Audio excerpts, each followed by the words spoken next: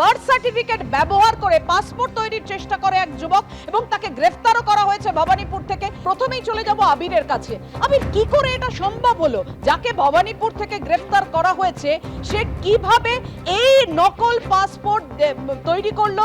কিভাবে সেটা সম্ভব হলো পুলিশের নজর এড়িয়ে?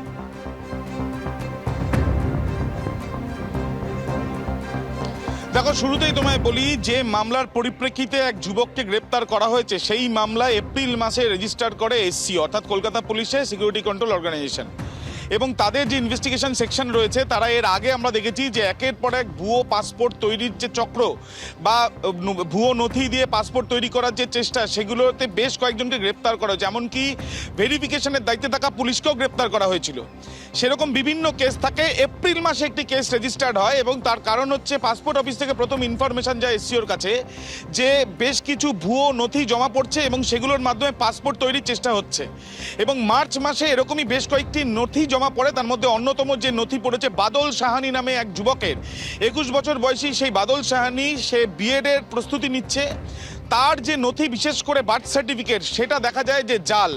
অথচ সেই বার্থ সার্টিফিকেটে সরকারি স্ট্যাম্প থেকে আরম্ভ করে পঞ্চায়েতের নাম, গোসাবার নির্দিষ্ট একটি পঞ্চায়েতের নাম, সেটাও লেখা রয়েছে। এরপরই তাকে জিজ্ঞাসাবাদের জন্য যখন ডেকে পাঠানো হয়, তাকে জিজ্ঞাসাবাদ করে এবং সেই নথিকে ভেরিফাই করতে গিয়ে এসসিওর আধিকারিকরা দেখতে পান যে এটা সম্পূর্ণ জাল, যে জাল নথি দিয়ে পাসপোর্ট তৈরির চেষ্টা হচ্ছে। তারপরই তাকে গ্রেপ্তারের সিদ্ধান্ত নেওয়া হয়েছে। বেশ কিছু নথি ইতিমধ্যে বাজেয়াপ্তও করা হয়েছে।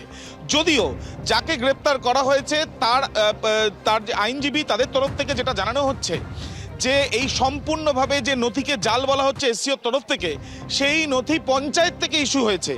এবং সেই পঞ্চায়েত থেকে তাহলে কিভাবে ইস্যু হলো এবং সেই সরকারিভাবে পাওয়া সেই নথিকে কেন জাল বলা হচ্ছে, সেই দাবি সেই তাদের তরফ থেকে করা হচ্ছে।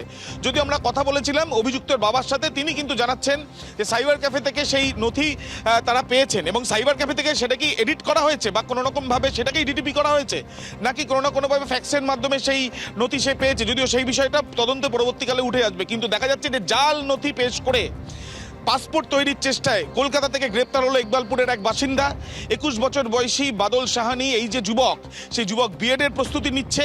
এর আগে জাল পাসপোর্ট তৈরি করতে গিয়ে বা পাসপোর্ট তৈরি করার জন্য জাল নথি জমা দিয়ে কিন্তু একাধিক ব্যক্তিকে গ্রেপ্তার করা হয়েছে। ভেরিফিকেশন নিয়ে প্রশ্ন উঠেছিল এবং এই ক্ষেত্রে দেখা যাচ্ছে যে বার্থ সার্টিফিকেট, যে বার্থ সার্টিফিকেটে সরকারের স্ট্যাম্প রয়েছে, বিভিন্ন ধরনের দেখা যাচ্ছে ডিটেলস সেখানে রয়েছে এবং যে জায়গার কথা বলা হয়েছে গোসাবার, সেই জায়গাতে এই যুবকের জন্ম হয়নি এমনটাই প্রাথমিকভাবে মনে করছেন প্রাথমিক তদন্তের পর তদন্তকারীরা। তার জন্ম বিহারে এমনটাই তাদের মত।